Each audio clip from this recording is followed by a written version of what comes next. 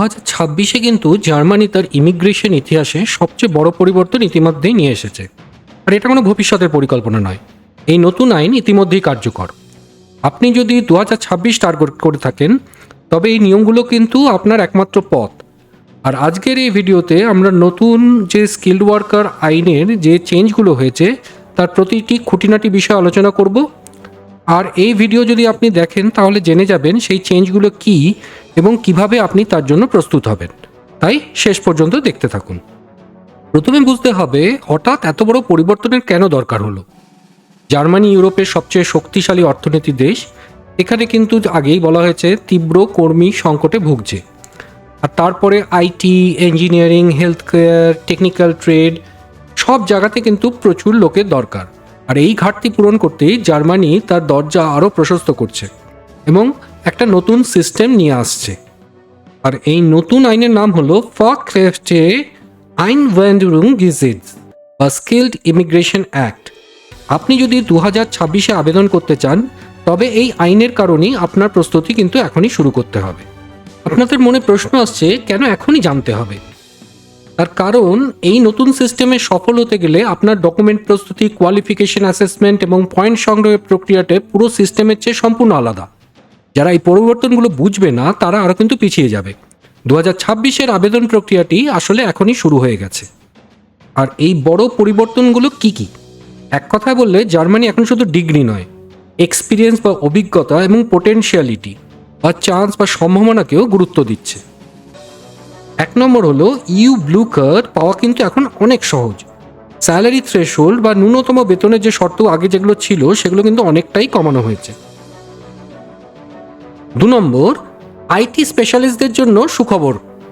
আপনার যদি নির্দিষ্ট কাজের অভিজ্ঞতা থাকে তবে অনেক ক্ষেত্রেই ইউনিভার্সিটি ডিগ্রি ছাড়াও আপনি ব্লু কার্ড পেতে পারেন।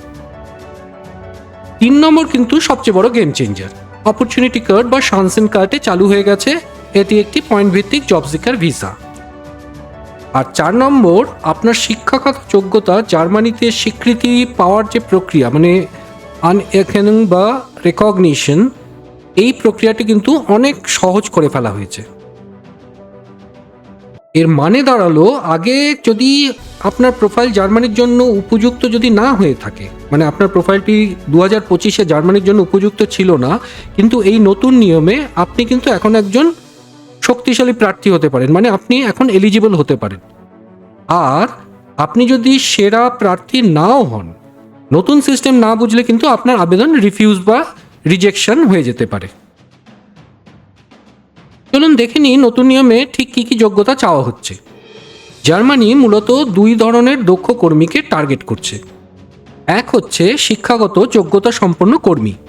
এটা হলো ক্লাসিক রুট, মানে যাকে বলা হয় skilled worker with academic qualification.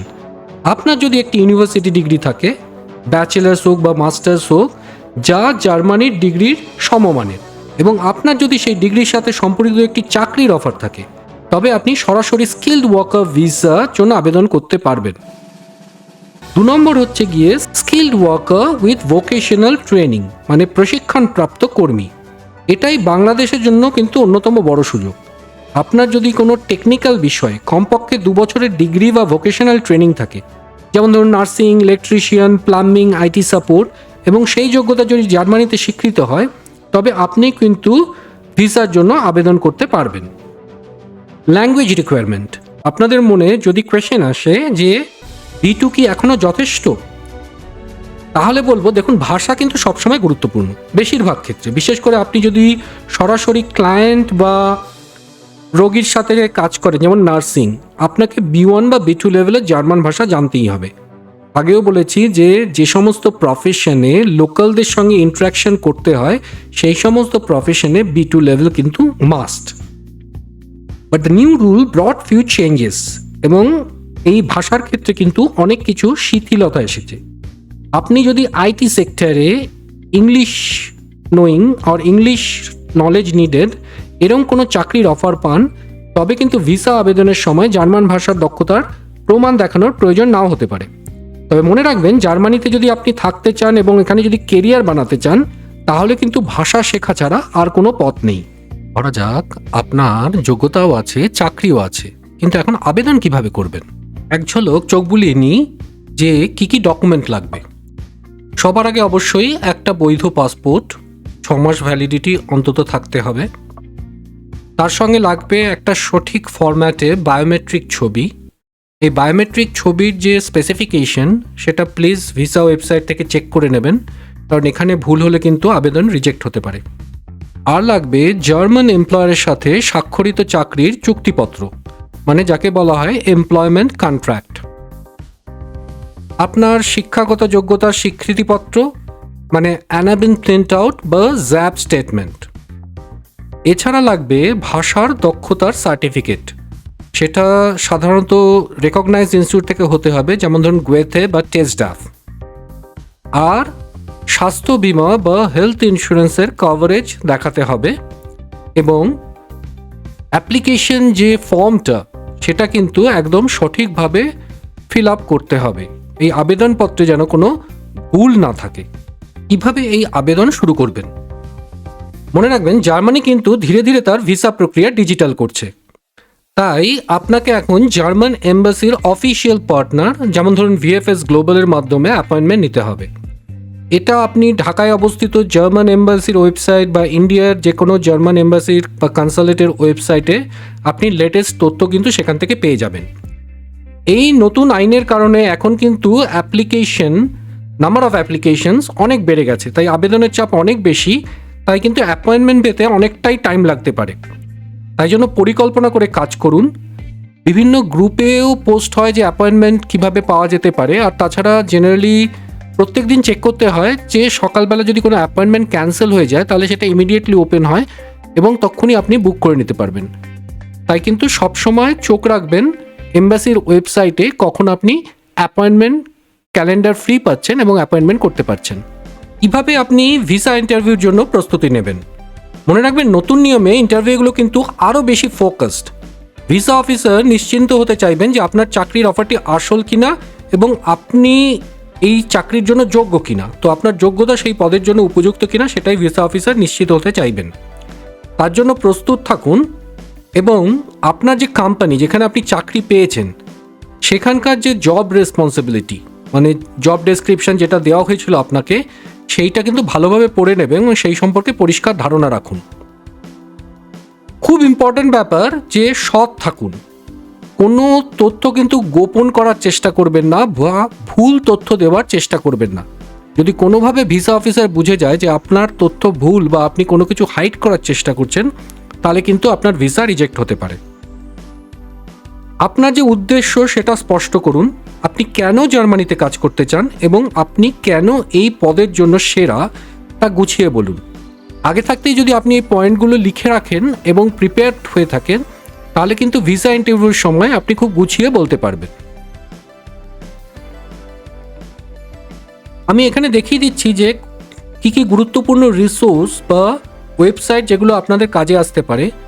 মনে রাখবেন, কোনো দালাল বা এজেন্টের ভুল তথ্যে বিশ্বাস করবেন না। আপনার তথ্যের একমাত্র উৎস হবে এই অফিসিয়াল সাইটগুলো। আপনি যদি কোনো এজেন্টের কাছেও যান, নিজে কিন্তু এখান থেকে সমস্ত ইনফরমেশন ভেরিফাই করে নেবেন যাতে এজেন্ট আপনাকে ঠকাতে না পারে। First, make it in Germany. এটি কিন্তু জার্মান গভর্নমেন্টের অফিসিয়াল পোর্টাল। এখানে সমস্ত নতুন আইনের সমস্ত তথ্য ইংলিশে পেয়ে যাবেন এবং এটা সবচেয়ে অথেন্টিক সোর্স।